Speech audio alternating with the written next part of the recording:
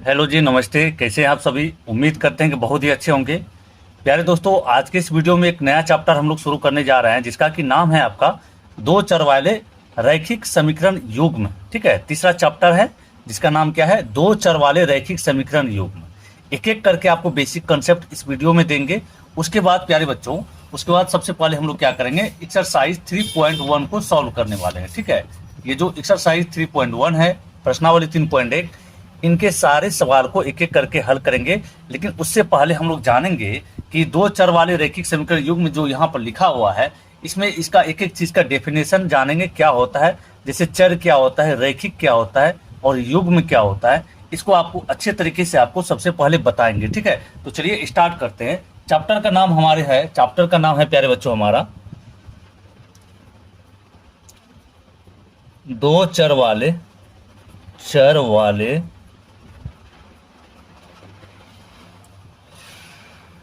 रैखिक समीकरण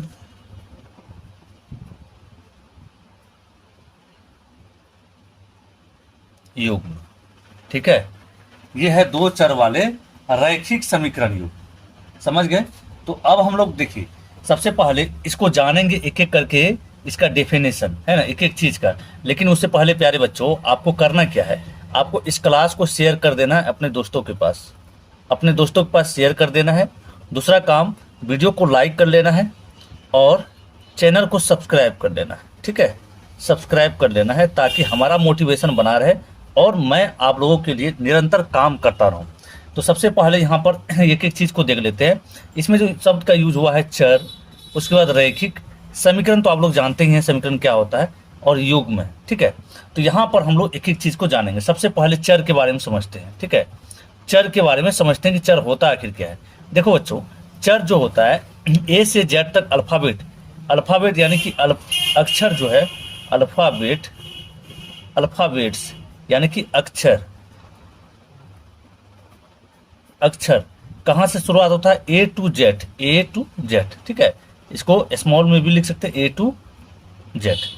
ये सभी क्या है? हमारा चर होता है। ठीक है, हमारा क्या होता है? चर। उसके बाद है रैखिक। रैखिक मतलब क्या होता है? एक घात, जिसका घात जिसके चर का घात एक हो, है ना। रैखिक मतलब होता है क्या? रैखिक का डिफिनेशन होता है, रैखिक का डिफिनेशन होता है चर का घात कितना? चर का घात प्यारे बच्चों, चर का घात बराबर कितना होना चाहिए? तो एक होना चाहिए, उसको रैखिक कहते हैं। अब बात रहा युग्म का। युग्म शब्द का प्रयोग हुआ है, तो युग्म मतलब जोड़ा। युग्म मतलब क्या होता है? जोड़ा। युग्म मतलब होता है जोड़ा, यानी कि दो, किसी भी दो चीजों का एक समूह को युग्म कहा जाता है। दो चीजों का एक समूह को, जैसे मान लीजिए आपके पास दो तोते हैं। ठीक है, दो तोते हैं, तो दो तोते को क्या बोलेगा? एक युग्म बोल सकते हैं, एक युग्म या जोड़ा बोल सकते हैं। ठीक है, युग्म या जोड़ा बोल सकते हैं। ठीक है प्यारे बच्चों, जोड़ा, इसी को युग्म कहते हैं। अब चलिए एक एक चीज करके हम लोग सबसे पहले समीकरण का, जो दो चर वाले समीकरण का मानक रूप जो होता है वो क्या होता है उसको जानेंगे। लेकिन आप लोगों के इन्फॉर्मेशन के लिए मैं बता दूं, यहाँ पर जितने चीज लिखा जा रहा है, आपको बहुत ही अच्छे तरीके से सजा करके हैंड रिटेन नोट्स आप लोगों के लिए तैयार किया हुआ है ना। हाथ का लिखा हुआ एक एक चीज, एक एक चैप्टर वाइज, प्रश्नावली वाइज, आपको अलग अलग से सबका पीडीएफ बना हुआ, हाथ का लिखा हुआ। ठीक है, तो आपको उसको क्या करना है? ले लेना है पीडीएफ को। तो पीडीएफ प्राप्त करने के लिए, पीडीएफ सबसे पहले आपको पीडीएफ में क्या मिलेगा देख लीजिए। ऑल गणित मतलब ऑल जो मैथ है आपका, math chapter wise, all math chapter wise solution मिलेगा, चैप्टर वाइज सॉल्यूशन। ठीक है, दूसरे नंबर में आपको क्या मिलेगा? दूसरे नंबर में आपको basic concept chapter wise and formula, यानी कि जो भी चैप्टर, जैसे मान लीजिए अभी दो चर वाले रैखिक समीकरण हम लोग शुरू किए हैं, तो इससे रिलेटेड जितना भी चैप्टर का, जितना भी आपका बेसिक कंसेप्ट बनेगा और जितना भी सूत्र बनेगा, सबका एक जगह अलग पीडीएफ में क्या हुआ है। तीसरे नंबर में प्यारे बच्चों, ऑब्जेक्टिव, पूरे गणित का ऑब्जेक्टिव का चैप्टर वाइज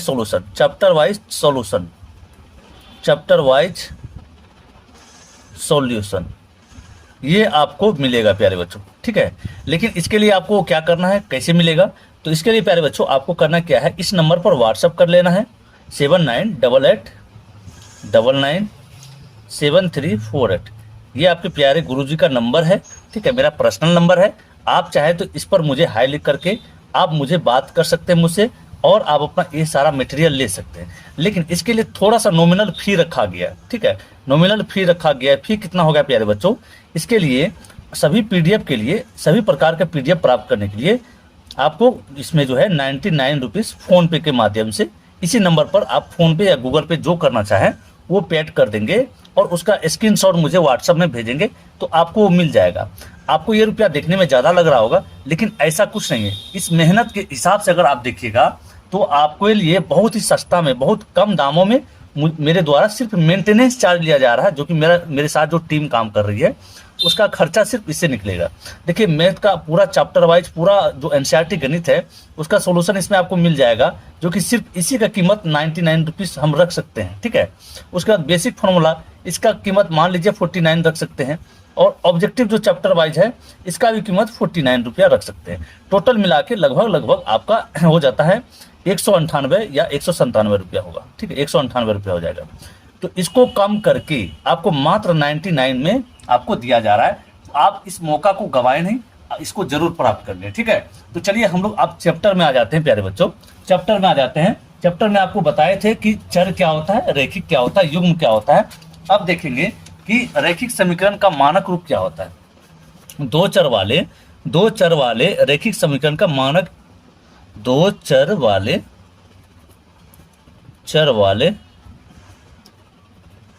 रैखिक समीकरण का मानक रूप, मानक यानी कि स्टैंडर्ड फॉर्म, स्टैंडर्ड फॉर्म क्या होता है, ठीक है।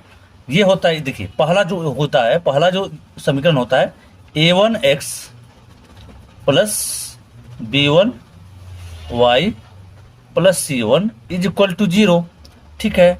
चूंकि हम लोग को युग्म को लेकर चलना है, जोड़ा बनाना है, तो इसको होगा a2x plus b2y plus c2 बराबर 0।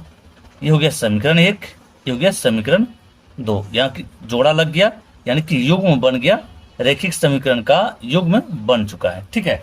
ये आपका मानक रूप होता है, समझ गए। इस चैप्टर के लिए प्रश्नावली 1.3 के लिए आपको इतना ही कंसेप्ट काफी है। देखिए, प्रश्नावली 1.3 के लिए इतना ही कंसेप्ट काफी है।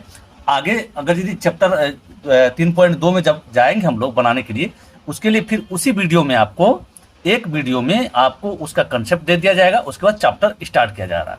मेरे द्वारा इसी तरह से पढ़ाई किया जाता है ना, पढ़ाया जाता है, ताकि आपको एक एक चीज याद रहे और करेंट में याद रहे। क्योंकि इसका सेपरेट वीडियो अगर बना देंगे, कंसेप्ट का सिर्फ सेपरेट वीडियो बना देंगे तो आप भूल जाएंगे। तो इसीलिए मेरे द्वारा क्या किया जा रहा है, जिस प्रश्नावली को बताया जाता है उससे रिलेटेड जितने भी बेसिक कंसेप्ट बनेंगे उसको सभी को एक वीडियो में प्रश्नावली के साथ कवर कर दिया जाता है। तो चलिए अब हम लोग चले आते हैं क्या चैप्टर में, यानी कि प्रश्नावली में आ जाते हैं। देखिए यहाँ पर इसी का मदद लेकर के हम लोग को प्रश्नावली 3.1 को हल करना है, ठीक है। 3.1 को हल करना है, तो सबसे पहले नंबर में जो सवाल है उस सवाल को हम लोग पढ़ेंगे और उसको समझेंगे, फिर बनाएंगे, ठीक है। आपको सवाल जो आपको दिया हुआ है पहला नंबर में देखिए, आफ्ताब अपनी पुत्री से कहता है 7 वर्ष पूर्व मैं तुमसे 7 गुनी आयु का था। किससे कहता है, कौन कहता है, आफ्ताब। आफ्ताब नाम का कोई आदमी है, वो अपनी पुत्री से कहता है 7 वर्ष पूर्व मैं तुमसे 7 गुनी आयु का था, अब से 3 वर्ष बाद मैं तुमसे केवल 3 गुना आयु का रह जाऊंगा। यहाँ पोस्ट में लिखा हुआ क्या यह मनोरंजक है। इस स्थिति को बीजगणितीय एवं ग्राफीय रूपों में व्यक्त कीजिए, ठीक है। बीजगणितीय एवं ग्राफीय, बीजगणितीय कहने का मतलब क्या हुआ, हम लोग को समीकरण निकाल के दिखाना है। जब समीकरण निकल जाएगा उसके बाद ग्राफीय निरूपण, मतलब ग्राफ में इस तरह से कॉपी में हम लोग को ग्राफ के रूप में बना करके दिखाना। देखिए ये ग्राफ का कॉपी है आपका, इसमें बना करके दिखाना है। तो चलिए शुरुआत करते हैं। यहाँ पर देखिए सबसे पहला जो है आपका इस सवाल को पढ़ते हैं और यहाँ पर बनाते हैं। शुरुआत कर देते हैं प्रश्नावली 1.3 सॉरी 3.1, प्रश्नावली 3.1 है आपका, ठीक है प्यारे बच्चों। तो सबसे पहले यहाँ पर देखिए, इसमें कहा जा रहा है क्वेश्चन नंबर 1 में कि अपताप कहता है किससे, अपना पुत्री से, 7 वर्ष पूर्व मैं तुमसे 7 गुनी आयु का था। तो सबसे पहले वर्तमान आयु को मान लेंगे, माना अपताप का वर्तमान आयु। आप आराम से धैर्य पूर्वक जो है यहाँ पर देखते रहें वीडियो को, ताकि अच्छे से समझ में आ जाए। चूंकि सवाल थोड़ा सा लंबा बनेगा, इसलिए आपको अच्छे से बैठ करके देख लेना है।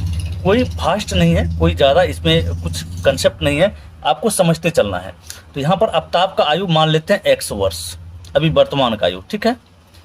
पुत्री का आयु, उसी तरह पुत्री का भी मान लेंगे, पुत्री का वर्तमान आयु मान लेंगे y वर्ष,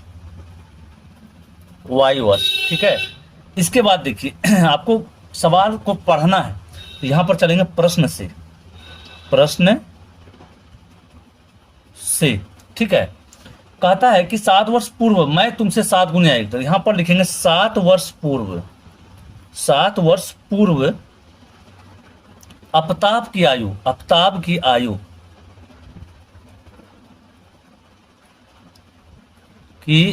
कितना होगा प्यारे बच्चों। अपताप का जो आयु होगा प्यारे बच्चों, अभी वर्तमान का अगर यदि मान लीजिए x है, तो 7 वर्ष पहले का आयु क्या होगा, 7 को घटाएंगे, 7 को घटाना पड़ेगा तभी पता चलेगा, है ना। मान लीजिए आपका उम्र अभी अगर यदि 15 साल या 14 साल है, यदि आपसे कोई पूछ देगा कि 7 वर्ष पहले तुम्हारा आयु क्या था, तो आप क्या करेंगे, 14 साल में 7 घटाएंगे। उसी तरह से इसका x माने हैं, तो 7 वर्ष पूर्व का आयु क्या होगा, x माइनस 7 होगा, ठीक है। चलिए, और 7 वर्ष पूर्व किसका, पुत्री का आयु, पुत्री की आयु कितनी होगी, इसका y माइनस 7 वर्ष, ठीक है।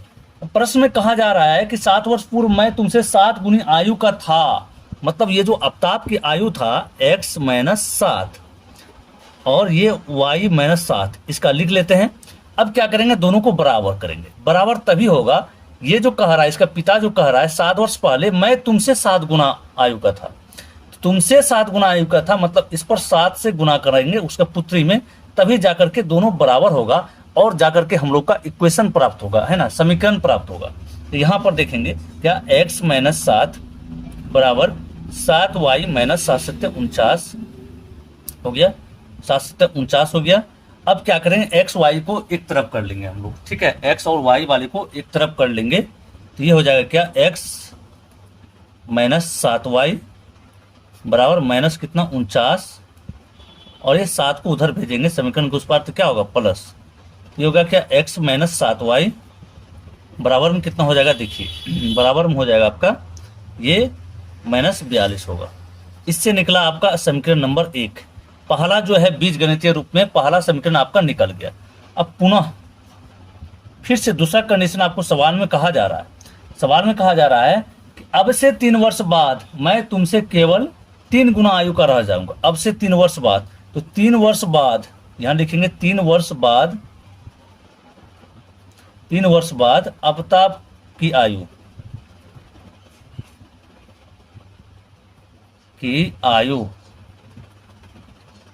कितनी होगी। तो अभी वर्तमान का उम्र अगर यदि उसका x है, तो 3 वर्ष बाद कितना हो जाएगा प्यारे बच्चों, x प्लस 3 हो जाएगा, x प्लस 3 वर्ष हो गया। उसके बाद 3 वर्ष बाद उसका पुत्री का आयु क्या होगा,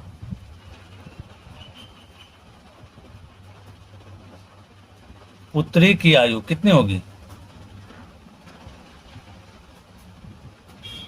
y माने थे पुत्री का आयु, तो y प्लस 3 वर्ष हो जाएगा, ठीक है, समझ गए। लेकिन इसमें कंडीशन दिया जा रहा है कि अब से 3 वर्ष बाद मैं केवल 3 गुनी आयु का रह जाऊंगा, 3 गुनी आयु का रह जाऊंगा। इसके पिताजी कह रहे हैं, अपताप कह रहे हैं अपने पुत्री से, तो दोनों को जब बराबर करेंगे तो इसका उम्र जो है इससे 3 गुना है, तो अब क्या करना होगा, इसमें 3 गुना करना होगा, उसका बेटी में, है ना, पुत्री में 3 गुना करना पड़ेगा। तो x प्लस 3 बराबर 3y प्लस में कितना हो जाएगा, 3 3 9, तो x माइनस 3y और 9 माइनस 3 हो जाएगा, एक्स और वाई वाले को एक तरफ कर लिए हैं, ठीक है। तो ये हो जाएगा x माइनस 3y बराबर में 6। ये आपका हो गया क्या, देखिए ये हो गया आपका समीकरण 2, ठीक है। अब चलिए ये हम लोग का बीजगणितीय यहाँ पर लिखेंगे, अतः बीजगणितीय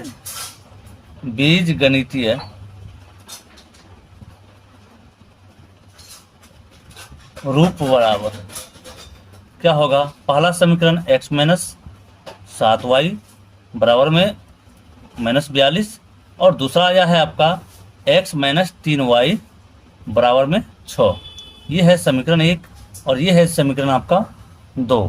तो ये पहला आंसर आपका आ गया है। अब प्यारे बच्चों आपको कहा जा रहा है कि ग्राफीय रूप में व्यक्त कीजिए, है ना, ग्राफीय रूप में व्यक्त कीजिए।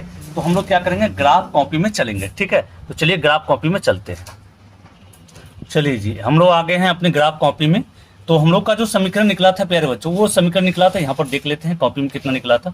पहला समीकरण था x माइनस 7y बराबर में था -42, ये समीकरण 1 था।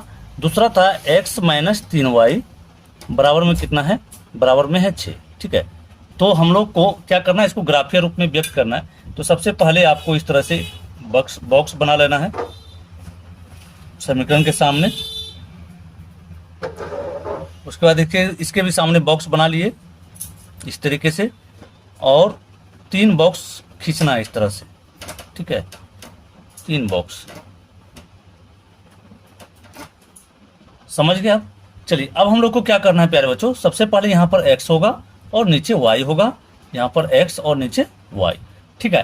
तो यहाँ पर देखिए इस समीकरण से ही हम लोग को मान निकालना है। तो अपने मन से, क्योंकि ग्राफ बनाने के लिए आप अपने मन से x का मान कुछ भी पुट कर सकते हैं ऊपर में, और नीचे में इस वैल्यू को यहाँ पर पुट करेंगे तो नीचे वाला मान आ जाएगा, ठीक है।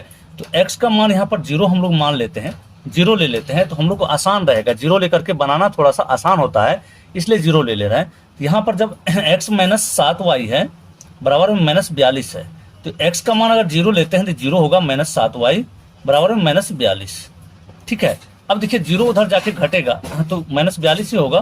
तो y का मान क्या होगा, -42 बट्टे -7। तो ये माइनस माइनस ऊपर नीचे कट जाएगा, 7 से 42 कितने बार में, 6 बार में। तो y का मान कितना आया, 6 आया, यहाँ पर लिखेंगे 6, ठीक है। अब क्या करना है प्यारे बच्चों, अगले स्टेप में आपको y का मान 0 यहाँ पर रखना है, ठीक है। लेकिन 0 रखने से पहले ये भी सोच लेना है कि y का मान अगर 0 रखेंगे तो x का मान हमारा पूरा का पूरा संख्या में आएगा कि नहीं आएगा। यदि दशमलव में आता है तो 0 नहीं लेंगे, तो कोई और संख्या अपने मन से ले सकते हैं। एक बार x का मान अपने मन से लेंगे, दूसरा बार y का मान अपने मन से लेंगे, 0 या कुछ भी। 0 मेरे द्वारा इसलिए रखा गया है, 0 लेने के बाद थोड़ा सा बनाना आसान होता है, ठीक है। अब चलिए नेक्स्ट स्टेप में क्या करते हैं हम लोग, फिर से जब y का मान 0 लेंगे, पुनः यहाँ पर लिखेंगे पुनः x माइनस हम लोग का समीकरण है 7y, तो 7 गुना y का जब कितना मान है तो 0 रखेंगे बराबर -42, ठीक है। तो x माइनस 0 बराबर कितना हो जाएगा, -42 होगा। लेकिन यहाँ पर x बराबर क्या होगा, x बराबर आपका आ जाएगा -42, x का मान यहाँ पर रखेंगे -42, ठीक है, समझ गए आप। चलिए इसके बाद ये वाला समीकरण को भी बना लेते हैं और यहाँ पर हम लोग पहले मान निकाल लेते हैं। तो यहाँ पर आपको क्या बताए थे, एक बार x का मान को 0 कर लेना है। तो 0 करेंगे x का मान को, तो हमारा जो समीकरण है x माइनस 3y बराबर में 6 है। तो x का मान यहाँ 0 रखेंगे, -3y बराबर में 6। तो y का मान कितना होगा प्यारे बच्चों, 6 बट्टा -3। तो 3 से कितने बार में कटेगा, 2 बार में। तो हम लोग का मान कितना आया, -2 आया। यहाँ पर y का मान आ गया -2। अगला स्टेप में आपको क्या बताए थे कि y का मान 0 रख लेंगे। तो y का मान 0 रखते हैं तो x का मान पूरा आ जाता है, कितने आएगा, यहाँ 0 उधर जाएगा तो प्लस में होगा, ये 6 हो जाएगा, ठीक है। आप चाहें तो बना करके यहाँ पर देख लीजिए। अब हम लोगों के पास यहाँ पर इस तरह से मान आ गया, कितना, x का मान जो आया है, x का मान 0, y का मान 6। जब x का मान -42, y का मान 0। तो सबसे पहले ग्राफ कॉपी लेंगे। ग्राफ कॉपी लेने के बाद प्यारे बच्चों आपको करना क्या है, इस तरह से ग्राफ कॉपी लेकर के एक लाइन खींचना है। देखिए लाइन खींचना है इस तरीके से, मोटा लाइन में ही हमेशा खींचा जाता है, ठीक है। आप ध्यान में रखिएगा, ये वाला जो मोटा लाइन आपको दिख रहा है, इसमें एक खड़ी लाइन, यहाँ पर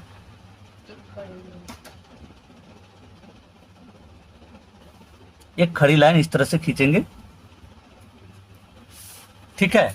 उसके बाद एक पड़ी लाइन खींच लेते हैं, थोड़ा सा ग्राफ कॉपी आप लोग बड़ा वाला खरीदिएगा ताकि बनाने में आपको आसानी हो, ठीक है। चलिए थोड़ा सा अच्छे से हम लोग स्केल बैठाएंगे ताकि बड़ी वाली जो लाइन आपको दिख रही है इसमें आपका कलम का निशान आ जाए। चलिए अब यहाँ पर थोड़ा डब्बा का भी गिनती कर लेते हैं। 1 2 3 4 5 6 7, चूँकि -42 तक हम लोग को चलना है। हाँ ठीक है, हो जाएगा। 1 2 3 4 5 6 7 हो गया। देखिए आपका जो होता है ये वाला अक्ष, ये वाला जो अक्ष है ये क्या है, एक्स अक्ष है। आपका पहला जो है ये एक्स अक्ष है और वो वाई अक्ष, ऊपर वाला वाई। एक्स इधर होता है एक्स और इधर एक्स डैश लिखते हैं, ठीक है। और ऊपर में इसको वाई और नीचे वाई डैश। वाई डैश लिखने का मतलब ये हुआ, देखिए नीचे वाई डैश इसलिए लिखा गया है, वाई डैश इसलिए लिखा गया है, ये जो इधर जो आएगा ऋणात्मक आएगा, जितना भी संख्या आएगा मतलब माइनस में आएगा। एक्स अक्ष वाला इधर माइनस में आ जाएगा और इधर एक्स अक्ष वाला प्लस में, और वाई अक्ष वाला जो होगा इधर ऊपर में प्लस में। तो सबसे पहले जो सेंटर होता है बीच में जहां कटता है दोनों, इसको 0 मानते हैं, ठीक है, 0 बोलते हैं, ठीक है। अब चलिए हम लोग जब x का मान 0 लिए थे, y का मान 6 हुआ था, तो करना क्या है प्यारे बच्चों, आपको 10-10 का डिफरेंस ले लेना है।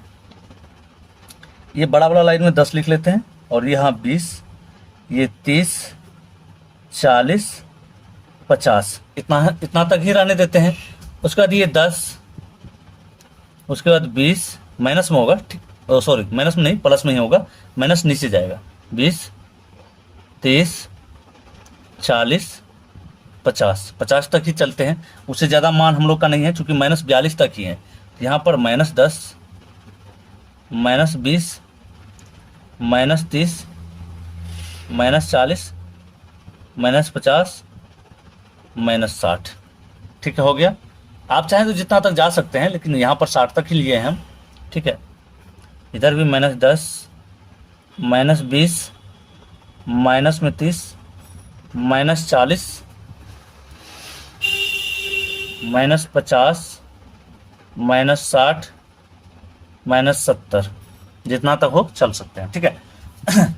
एक चीज़ ध्यान देना है आपको, देखिए ये जो ग्राफ कॉपी होता है, ये दो बड़ी बड़ी मोटी मोटी जो लाइन होती है, दो मोटी लाइन के बीच 10 जो है पतली लाइन होती है, ठीक है, 10 पतली लाइन होती है, ठीक है ना। और उससे थोड़ा सा मोटी लाइन बीच में होता है 5 का डिफरेंस में। तो आपको यहाँ पर देखिए, हम जब क्या किए थे, एक्स का मान 0 लिए थे प्यारे बच्चों, एक्स का मान 0 लिए थे तो वाई का मान कितना आया था, तो 6 आया था।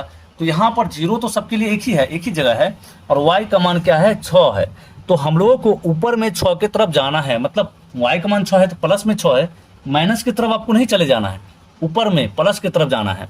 तो यहाँ पर 6, चूंकि यहाँ तक 10 है, तो ये वाला जो लाइन छोटी छोटी लाइन आपको दिख रही होगी, छोटी छोटी लाइन, पतली पतली लाइन जो दिख रही होगी, एक यहाँ से स्टार्ट करेंगे, 1 2 3 4 5 और एक यहाँ 6 है ना। जहाँ 6 आया वहाँ पर इस तरह से बिंदा देंगे और ऐसे घेर देंगे, और आपको कोऑर्डिनेट लिख देना है क्या, 0 और 6। ये समझ जाएगा एग्जामिनर, यहाँ पर 6 है, ठीक है।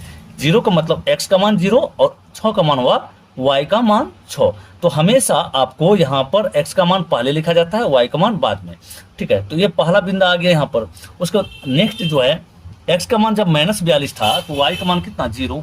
देखिए x का मान कितना, -42, y का मान 0, ठीक है। तो हम लोग को चलना है x के तरफ, लेकिन किधर, माइनस वाले भाग में। y का और x का मान 0 हमेशा यहीं पर रहता है। अब हम लोग को चलना है क्या, -42 में। तो यहाँ पर देखिए 40 माइनस हुआ, और दो लाइन छोटी छोटी लाइन जो दिख रही है आपको, दो लाइन 41 और ये 42, यहाँ पर 42 होगा, तो ऐसे घेरेंगे। तो यहाँ पर इसको लिखेंगे -42 और ये 0। इसका लिखने का मतलब ये हुआ कि x बराबर है -42, y का मान है 0। अब हम लोगों को क्या करना है, स्केल लेना है, दोनों बिंदु के ऊपर रखना है, इस तरह से रखना है, और एक लाइन खींच लेना है, ऐसे एक लाइन इस तरीके से खींच लेना है प्यारे बच्चों, ठीक है। एक लाइन इस तरीके से खींच लेना है। और हम लोग क्या कर सकते हैं, समीकरण चाहे तो इसके ऊपर में लिख सकते हैं। क्या समीकरण है, x - 7y बराबर में 42। इस लाइन के ऊपर समीकरण हम लोग लिख दिए। ये तो हो गया पहला समीकरण का ये ग्राफीय निरूपण, ठीक है। अब दूसरा समीकरण हम लोग के सामने है कि x - 3y बराबर 6। तो उसका जो मान हम लोग को कोऑर्डिनेट में निकाले थे, बक्सा में निकाले थे इस तरह से, x का मान जब 0 था तो y का मान -2 आया, उसके बाद x का मान जब 6 था तो y का मान कितना आया है, 0 आया। तो सबसे पहले यहाँ पर देखिए x का मान 0, y का मान -2, मतलब माइनस वाले y की तरफ हम लोग को देखना है। तो -2, तो यहाँ पर देखिए प्यारे बच्चों -10, यहाँ पर पहला लाइन -10 है। आपको बताए थे यहाँ से यहाँ तक दो बड़ी मोटी लाइन के बीच में 10 छोटी लाइन है, तो हम लोग को -2 ही चलना है। तो -2 चलना है तो 1 और 2 यहाँ पर ऐसे इसको घेरा लगाएंगे। यहाँ पर लिखेंगे क्या, यहाँ पर लिखेंगे यहाँ पर x का मान 0 है और y का मान -2 है, ऐसे घेर लेंगे, ठीक है। उसके बाद दूसरा कोऑर्डिनेट है प्यारे बच्चों, y का मान जब 0 था तो x का मान 6, देखिए यहाँ पर बॉक्स में निकला है आपका x का मान 6 तो y का मान 0 आया, ठीक है। यहाँ पर लिखेंगे, देखिए y का मान हम लोग को 6 आया है तो 6 की तरफ चलेंगे, सॉरी x का मान 6 आया है तो 6 की तरफ इधर चलेंगे, इधर ये लाइन मोटी लाइन और ये वाली मोटी लाइन के बीच 10 है, मतलब टोटल गैप 10 है, तो हम लोग को 6 ही चलना है। तो 1 2 3 4 5, यहाँ पर 6, तो यहाँ पर 6 आ गया, x का मान 6 और y का मान 0, तो यहाँ पर लिखेंगे 6 और 0 ऐसे। अब देखिए हम लोग को क्या करना है, स्केल रखना है इन दोनों बिंदु के ऊपर, इन दोनों बिंदु के ऊपर स्केल रखना है, ठीक है। स्केल इस तरीके से रखेंगे, 1 मिनट, अच्छे से मिलान करना है हम लोगों को। चलिए जी, मिलान कर लिया। अब ऐसे करके देखिए यहाँ प्रतिच्छेद किया है ग्राफ, यहाँ पर प्रतिच्छेद किया है, ये मोटी लाइन में करना चाहिए, थोड़ा सा मिस्टेक हुआ होगा, चलिए कोई बात नहीं। यहाँ पर प्रतिच्छेद किया है, लेकिन ये जो हम लोग का ग्राफ का जो खींचे हैं कौन सा समीकरण का है, तो x - 3y बराबर में कितना है, x - 3y बराबर में है 6, ये आपका समीकरण है। तो इसके ऊपर में समीकरण का नाम लिख देंगे। तो ये हम लोग ग्राफीय निरूपण में, ग्राफीय रूप में परिवर्तित कर दिए हैं। इसी तरीके से आपको बनाना है। देखिए एक बार में आपको हो सकता है नहीं समझ में आया होगा, तो आप दोबारा करके वीडियो को देख लीजिए, यानी तो अगला प्रश्न जब देखिएगा वहां आपको अच्छे से समझ में आ जाएगा, ठीक है। तो अगला प्रश्न चलते हैं हम लोग। अगला प्रश्न है प्यारे बच्चों, देखिए आपके यहाँ पर बुक में दिया हुआ अगला प्रश्न, क्रिकेट टीम के एक कोच ने 3900 रुपया में 3 बल्ले 6 गेंदें खरीदी, बाद में उसने एक और बल्ला और उसी प्रकार की 2 गेंदें 1300 रुपया में खरीदी। 2 गेंदें कहता, बाद में एक और बल्ला और उसी प्रकार की 2 गेंदें 1300 रुपया में खरीदी। इस स्थिति को बीजगणितीय तथा ज्यामितीय रूप में परिवर्तित कीजिए। ज्यामितीय कहने को मतलब ये होता है प्यारे बच्चों, ज्यामितीय कहने का मतलब ग्राफीय होता है, ठीक है ना। जैसे ऊपर में भी हम लोग बनाए थे ग्राफीय, उसी तरह से ज्यामितीय को भी ग्राफीय ही कहते हैं। तो सबसे पहले हम लोग यहाँ पर सवाल नंबर लिख लेंगे। सवाल नंबर में दूसरा है आपका एक्सरसाइज 3.1 का, क्रिकेट टीम के कोच ने 3900 रुपये में 3 बल्ले और 6 गेंद थी। तो सबसे पहले लिखेंगे माना एक बल्ला का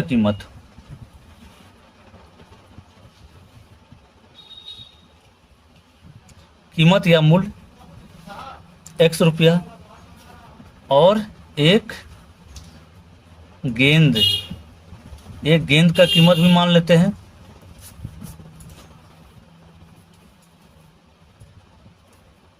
y रुपया, ठीक है। अब है प्रश्न से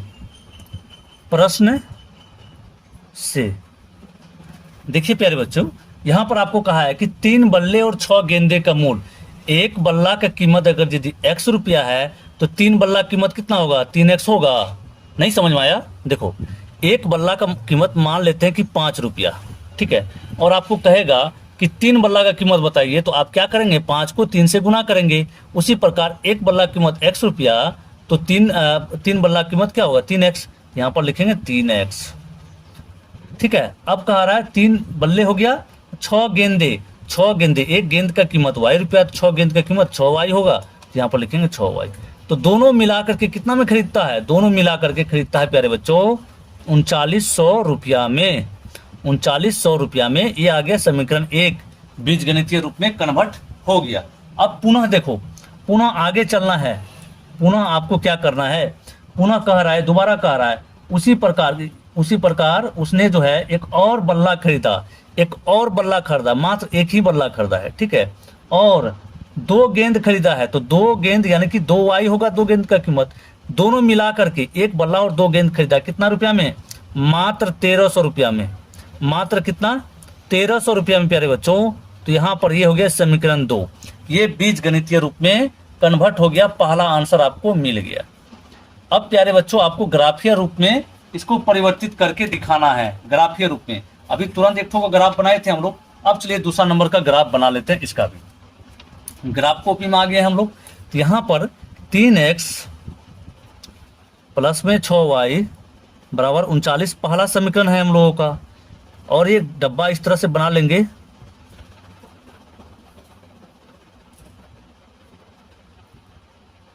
इसको लिखते हैं x और इसको y। दूसरा समीकरण प्यारे बच्चों हम लोग का है x प्लस 2y बराबर में कितना 1300। ठीक है, इसका भी डब्बा बना लेते हैं।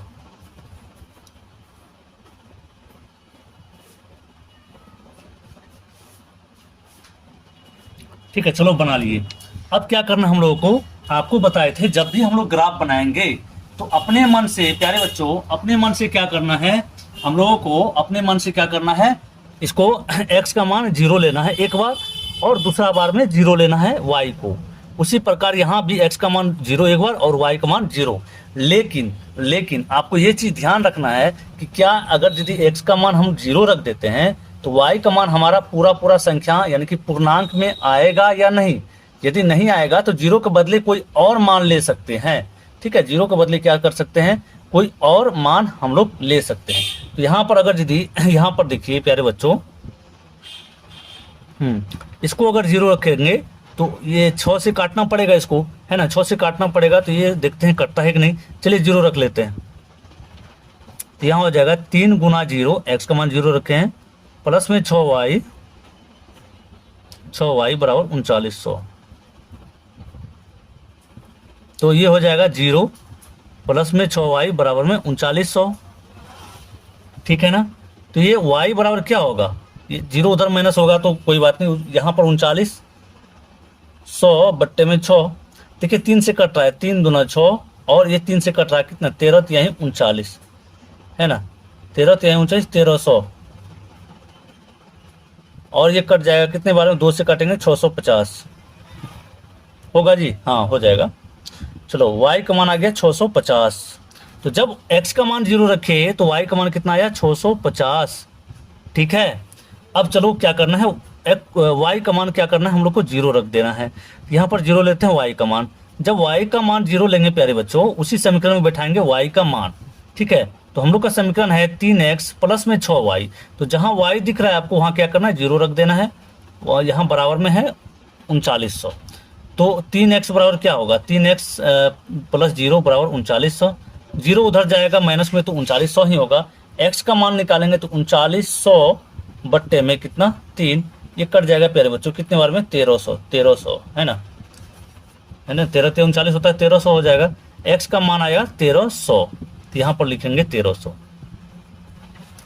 चलो जी, अब यहाँ पर देखो अगला समीकरण है, यहाँ पर क्या रखेंगे 0।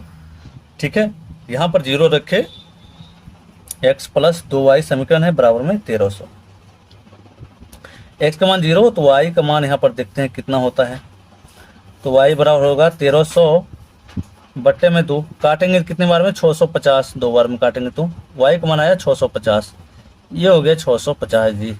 ठीक है, अब y का मान 0 ले लेते हैं। y का मान जब 0 लेंगे तो पुनः देखते हैं क्या मान आता है, पुनः x प्लस 2 गुना 0 बराबर में 1300। तो x का मान जो है x का मान क्या होगा, देखो 1300 ही होगा, क्योंकि 2 गुना 0 करेंगे 0, उधर माइनस होगा 0 तो कोई फर्क नहीं पड़ेगा। तो y का मान जब 0 रखे तो x का मान आया 1300। चलो हम लोग बक्सा में जो है x और y का मान निकाल लिए हैं। अब क्या करते हैं, इसको ग्राफ बनाते हैं। ठीक है ना, ग्राफ बनाते हैं प्यारे बच्चों। यहाँ पर देखिए हम लोग का पॉजिटिव मान ज़्यादा है। देखिए x का मान कितना आया 1300 तक आया है, 1300 तक आया है। ठीक है ना, तो हम लोग क्या करेंगे, इधर में कम ही है y का मान, तो x का मान पॉजिटिव में आया है और y का भी मान पॉजिटिव में ज़्यादा आया है। कहाँ गया स्केल जी, हाँ मिल गया। चलिए अब क्या करेंगे, क्योंकि देखो x जो पॉजिटिव होता है इधर होता है और y जो पॉजिटिव होता है उधर होता है, और नेगेटिव इधर होता है y, और x नेगेटिव इधर मतलब ऋणात्मक इधर होता है। तो इधर वाला बक्सा कम करेंगे, क्योंकि ऋणात्मक में एक भी मान नहीं आया। देखो ऋणात्मक में एक भी मान नहीं आया है, तो हम लोग को ऋणात्मक वाले कोऑर्डिनेट से कोई मतलब नहीं है, उसको कम भी कर सकते हैं। तो लाइन खींचेंगे यहाँ पर, देखो जी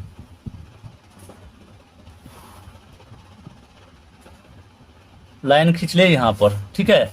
उसके बाद देखो y का मान भी यहाँ से, क्योंकि y को इसलिए बड़ा रहने दिए हैं क्योंकि y में ज़्यादा मान आया है, उधर यहाँ से लेते हैं।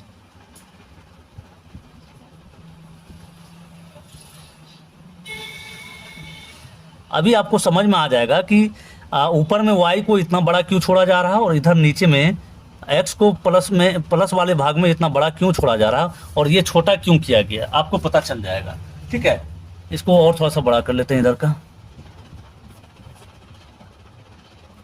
देखिए ग्राफ बहुत ही बारीकी से इसको बनाया जाता है, बहुत ही इत्मीनान से, ठीक है ना, नहीं तो आपका गलती हो जाएगा कहीं ना कहीं। चलो ऐसे एरो का निशान दे देते हैं, अच्छा लगेगा देखने में। ये होता है x और ये x डैश, ये y डैश नीचे, ठीक है, y डैश हो गया।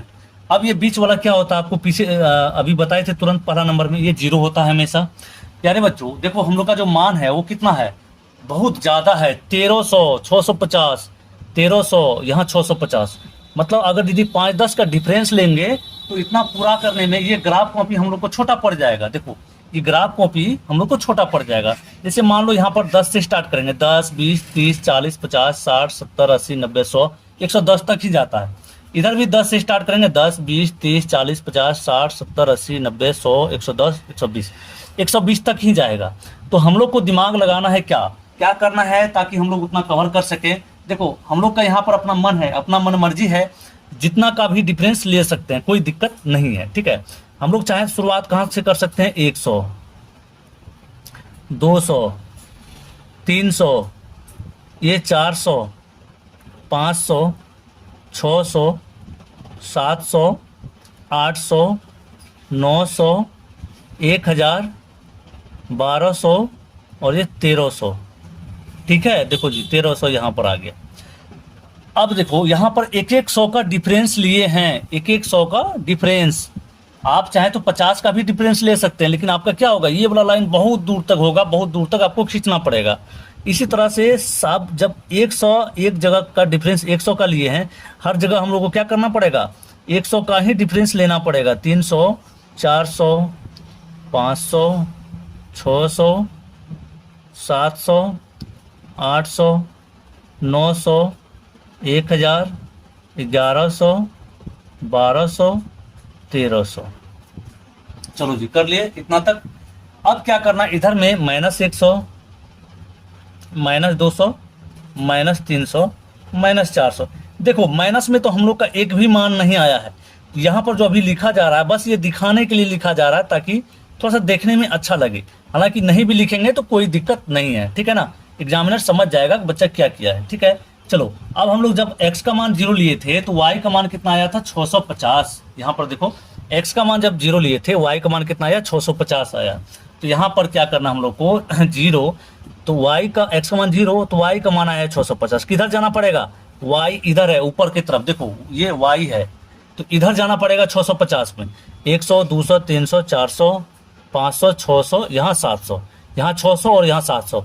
650 कहीं नहीं लिखा हुआ है तो क्या करना होगा, ये बीच वाला लाइन जो होता है, आधा लाइन यहाँ पर, 5 लाइन यहाँ, 5वां लाइन जो होता है ये 50 का है, यानी कि यहाँ से यहाँ तक में 50 और यहाँ 700, 600, 650 और ये 700।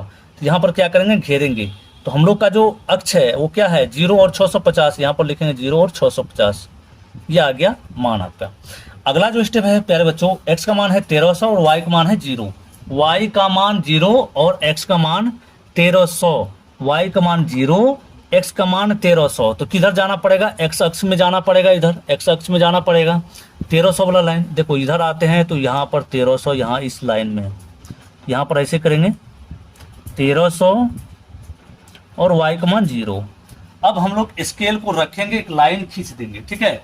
इसको स्केल को रख करके लाइन खींचेंगे, दोनों बिंदु को मिला करके, ऐसे दोनों बिंदु को मिलाएंगे अच्छे तरीके से, थोड़ा सा अच्छे से सवर करके आपको रखना है, ठीक है। जब दोनों मिल जाएगा तो इस तरह से हम लोग लाइन खींच लेंगे और थोड़ा सा एरो को निशान देंगे ताकि देखने में अच्छा लगेगा। समीकरण हम लोग का है 3x प्लस में 6y बराबर में 3900। ये हम लोग का समीकरण है प्यारे बच्चों, ठीक है। देखो ये बिंदु को रख करके हम लोग खींच दिए लाइन।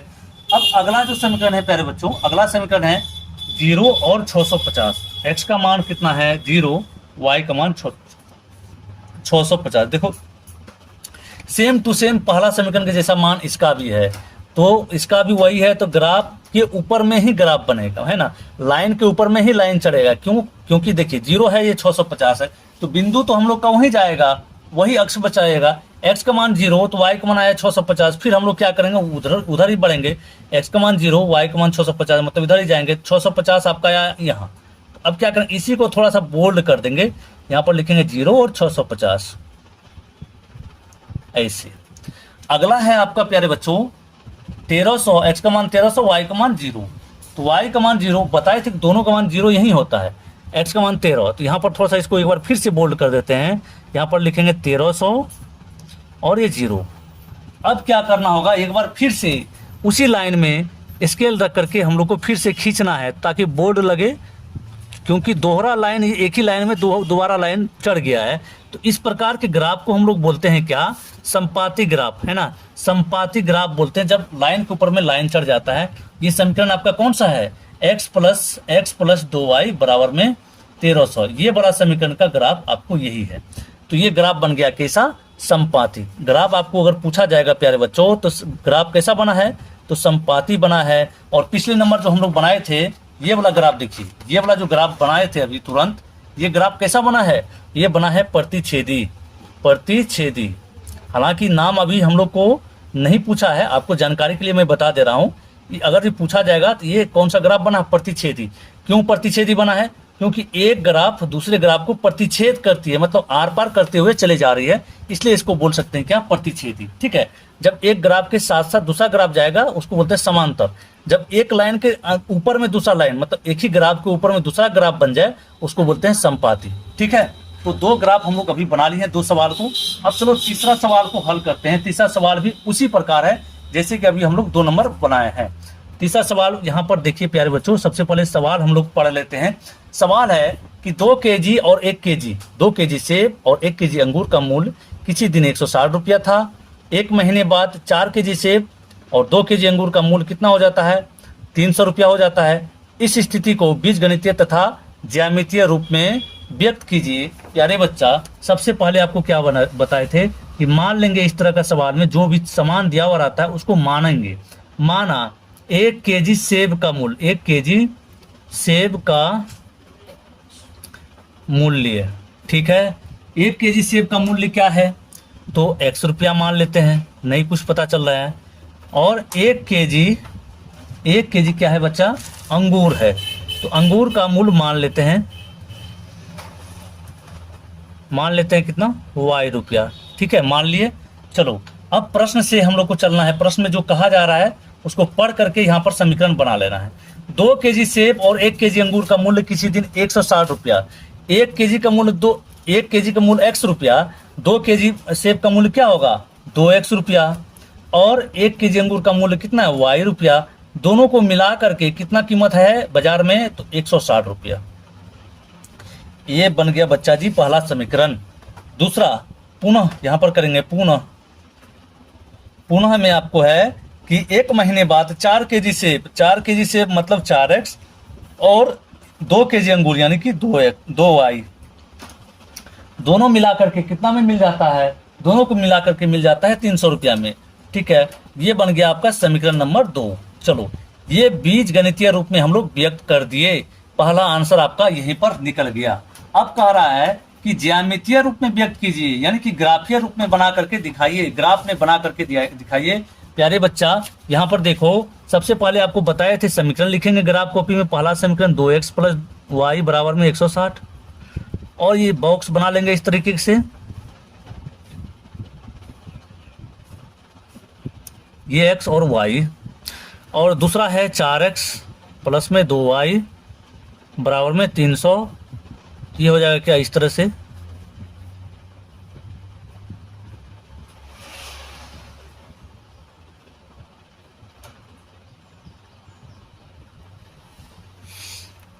ठीक है, बना लिए।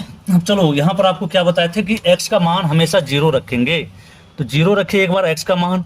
तो x का मान जब 0 रखेंगे तो y का मान कितना होगा 160। हम डायरेक्ट रखते जा रहे हैं हल करके, आप लोग करते जाइएगा, ठीक है, क्योंकि वीडियो लंबा हो गया है।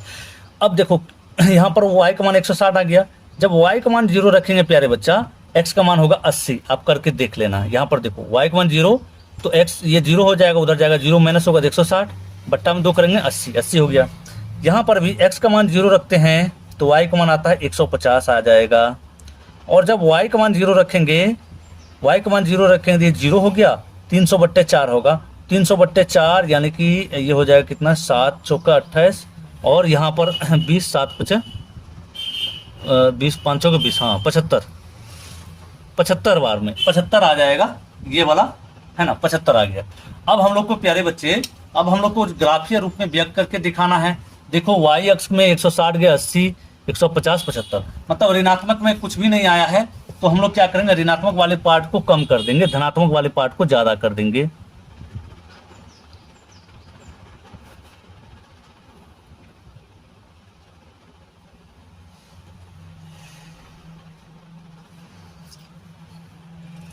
इसमें थोड़ा सा और लाइन खींचना पड़ेगा, देखो नहीं कोई बात नहीं, ऐसे कर लेते हैं, छोटा कर लेते हैं इसको, ऋणात्मक वाले पार्ट को छोटा कर लेते हैं, इसमें भी आ जाएगा। 20-20 का अंतर ले लेंगे, ठीक है। जैसे भी पिछले सवाल में क्या किए थे हम लोग, 100-100 का अंतर लिए थे, तो इसमें क्या करेंगे 20-20 का अंतर ले लेंगे। यहाँ पर इसको देखो ऐसे ऋणात्मक वाले पार्ट को छोटा किए हैं, क्योंकि ऋणात्मक में कोई वैल्यू नहीं है। चलो जी, अब यहाँ पर देखो क्या करना, हम लोग को अभी बताए थे, क्योंकि हम लोग का माना है 160 तक 80, 150 और 75 तक 20-20 का अंतर ले लेंगे। यहाँ पर लिखेंगे 20, पहला लाइन शुरू होगा कहाँ से, 20 से, ठीक है, यहाँ से यहाँ तक 20, 40, 60, 80, 100, 120, 140, 160 और 180 यहीं तक रहने देंगे, चूंकि मान मैक्सिमम हमारा 160 तक ही है। यहाँ हो जाएगा 20, 40, 60, 80, 100, 120, 140, 160, 180, ठीक है।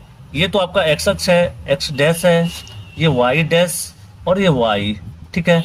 यहाँ पर -20, -40, -60 तक ही रहने देते हैं, -20, -40 और ये -60, ठीक है। अब चलो यहाँ से समीकरण में आपको देखना है, x का मान जब 0 था बच्चा, y का मान कितना था, तो 160, तो x का मान 0, x का मान यहाँ पर 0, देखो x का मान 0, y का मान 160, मतलब ऊपर चलना है हम लोग, यहाँ पर आ गया, यहाँ आ गया ये बिंदु, ऐसे घेरेंगे तो यहाँ लिखेंगे 0 और 160। अगला है x का मान 80, y का मान 0, यानी कि y का मान जब 0 था, x का मान किधर गया, 80 गया, x के तरफ हम लोग को देखना है। y का मान 0, x का मान कितना है 80, यहाँ पर ये बिंदु, यहाँ पर 80 और ये 0, 80 मतलब x का मान 80, y का मान 0। चलो दोनों बिंदु आ गया है। अब दोनों बिंदु से मिलान करके हम लोग को इस तरह से लकीर खींच लेना है, लकीर खींच लेना है अच्छे से बैठा करके स्केल को, ऐसे हो गया। अब देखो ये समीकरण कौन सा था, समीकरण था आपका, ये समीकरण था आपका 2x + y = 160, ऐसे घेर लेंगे, ठीक है जी। अब चलो दूसरा समीकरण में है आपका 0, x का मान 0 तो y का मान 150, x का मान 0 तो y का मान कितना है 150, x का मान 0, y का मान 150, x का मान 0, यहाँ पर देखो x का मान 0, y का मान 150, मतलब इधर जाना है। तो देखो यहाँ पर 140 है, 150 कहीं नहीं लिखा हुआ है, यहाँ से यहाँ तक 20 का अंतर है, तो यहाँ पर मीडियम लाइन जो है, मीडियम साइज का लाइन जो मोटा है, यहाँ पर 10 का हो जाएगा, 40 10 50, तो हम लोग का ये हो जाएगा, कह सकते हैं क्या, x का मान 0, y का मान 150, ऐसे लिख देंगे यहाँ पर। उसके बाद अगला डब्बा में हम लोग का है 75, x का मान, y का मान 0, तो x का मान 75 है, तो 75 x के तरफ भागना पड़ेगा, x के तरफ देखना पड़ेगा। तो यहाँ पर देखो, यहाँ पर देखना आप, यहाँ से आ गया 60 और यहाँ पर आ गया 70, 75 यहाँ पर कितना हो जाएगा, ये हो जाएगा आपका इसके बीच में 20 का जब अंतर है, तो यहाँ पर आ जाएगा आपका 75 यहाँ, ठीक है, ये वाला लाइन, क्योंकि यहाँ 70 आ गया, 70 और ये यहाँ पर अढ़ाई हो जाएगा, ये 5, ठीक है, 75 यहाँ पर हो गया 75 और 0। तो दोनों लाइन देखो प्यारे बच्चों, ये वाला ग्राफ कैसा बन रहा है, देखो कितना अच्छा से ग्राफ हम लोग का बन चुका है।